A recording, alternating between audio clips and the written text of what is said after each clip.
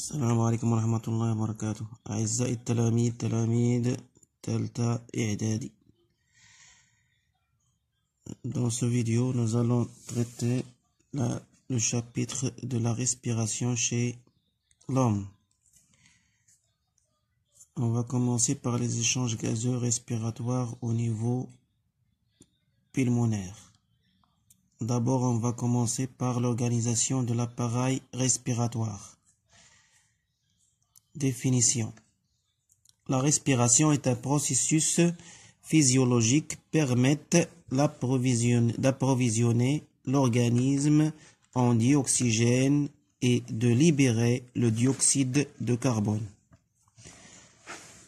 L'appareil respiratoire est l'ensemble d'organes permettant la circulation de l'air et les échanges gazeux entre l'organisme et le milieu extérieur. Donc, l'appareil respiratoire est formé par le nez, trachée, artère, les branches qui se ramifient à l'intérieur des poumons, formant des branchioles. Ces branchioles se terminent par des sacs alvéolaires et les sacs alvéolaires renferment des alvéoles. Ici, c'est le diaphragme, un diaphragme. Donc, on va passer maintenant au trajet de l'air lors de la respiration. Lors de la respiration, l'air pénètre à travers les fosses nasales, passe vers les pharynx, vers le larynx, vers trachée, puis vers les branches, puis vers les branchioles, et va arriver au sac alvéolaire qui renferme des alvéoles. Ce trajet, c'est le trajet de l'air lors de l'inspiration. Lors de l'expiration, c'est le sens inverse. Où se forment les échanges gazeux? Les échanges gazeux se font au niveau des alvéoles entre l'air alvéolaire et le sang. Voici un schéma d'échange gazeux au niveau des alvéoles. Ici, il s'agit d'un alvéole entouré par des capillaires sanguins. Le dioxygène passe de l'air alvéolaire vers le sang, alors que le CO2, le dioxyde de carbone, passe du sang vers l'air alvéolaire. Les caractéristiques qui favorisent les échanges gazeux dans les alvéoles. D'abord, la grande surface des alvéoles. Si on compte les alvéoles au niveau des poumons, on va trouver un nombre de 300 millions d'alvéoles. Et si on dilate ces alvéoles, on va trouver une surface qui s'approche de 80 mètres carrés. La minceur de la paroi alvéolaire et la paroi des capillaires. C'est-à-dire cette paroi entre l'air alvéolaire et le sang, c'est une paroi très mince. La richesse des alvéoles en capillaires sanguins. Aussi, les alvéoles sont entourées par un réseau de capillaires sanguins. La paroi humide et perméable des alvéoles. Le fait que cette paroi est perméable va permettre ces échanges gazeux.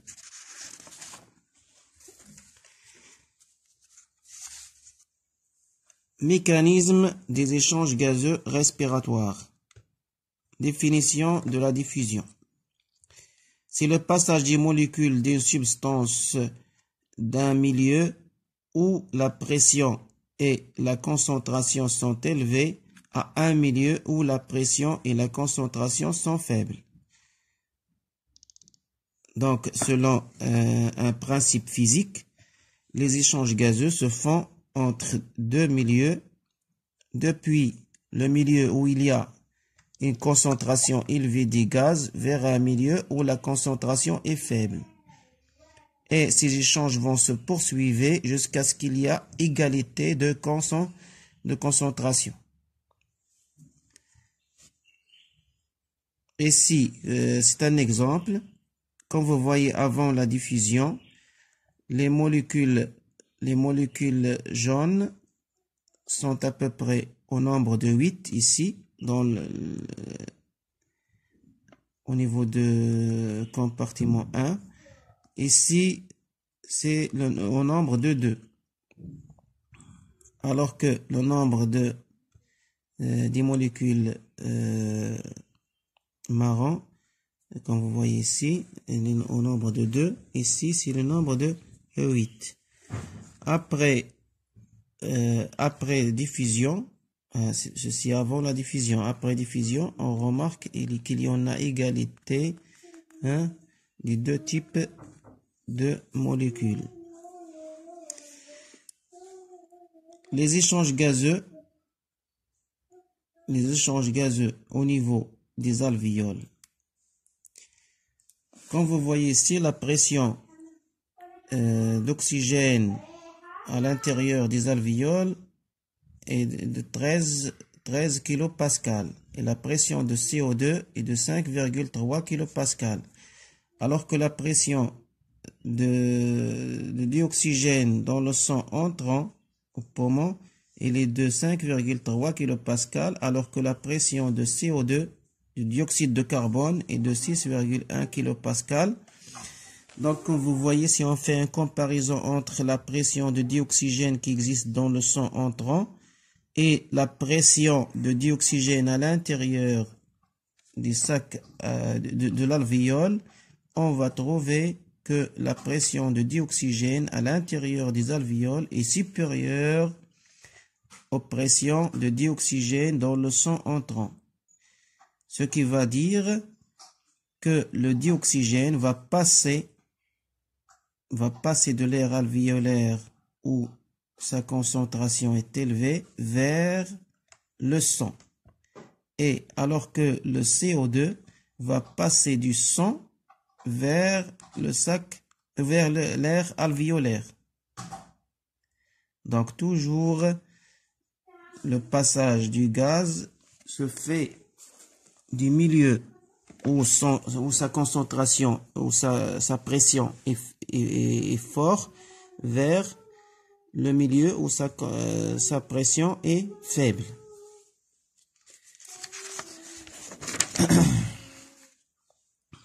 Conclusion. Les conditions d'un échange gazeux sont différence de pression de part et d'autre de la paroi perméable. Donc, pour qu'il y ait échange gazeux, il fallait qu'il existe une différence de pression de part et d'autre de la paroi perméable. Maintenant, nous allons passer les échanges gazeux entre le sang et les tissus. Cet échange est soumis à la loi, de la propagation de gaz. Le dioxygène passe du sang vers le tissu et le CO2 dans le sens inverse.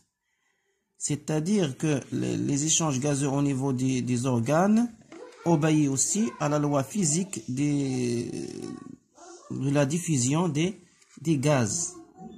Cette diffusion qui se fait toujours depuis le milieu où leur concentration est élevée vers le milieu où leur concentration est faible. Donc la concentration de dioxygène dans le sang qui arrive au niveau des organes est supérieure à la concentration de dioxygène à l'intérieur des organes. Aussi, la pression de dioxygène dans le sang qui arrive aux organes est supérieure à la pression de dioxygène à l'intérieur du tissu. Donc, le dioxygène va passer du sang vers le tissu. le CO2 aura un sens inverse, c'est-à-dire la pression de dioxyde de carbone dans les tissus sera élevée par rapport à la pression de dioxyde de carbone dans le sang qui arrive au tissu. Donc, le dioxyde de carbone va passer des tissus vers le sang. La respiration cellulaire. Les cellules utilisent l'oxygène pour dégrader les nutriments énergétiques, comme le glucose et les lipides, afin de libérer l'énergie et les déchets et le CO2. C'est-à-dire le sang. Le sang transporte les nutriments vers les cellules. Aussi transporte le dioxygène vers les cellules.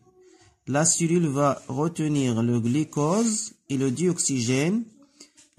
L'oxydation du glucose va entraîner et va produire de l'énergie. Cette production d'énergie est accompagnée par une libération de déchets et de CO2. Libération de déchets et de CO2.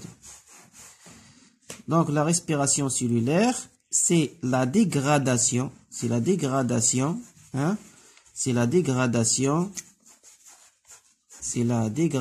de quoi? Et la combustion des aliments en présence du dioxygène qui donne lieu à des déchets et la libération de l'énergie. Donc, cette réaction est accompagnée par production des déchets et libération de l'énergie. Wassalam.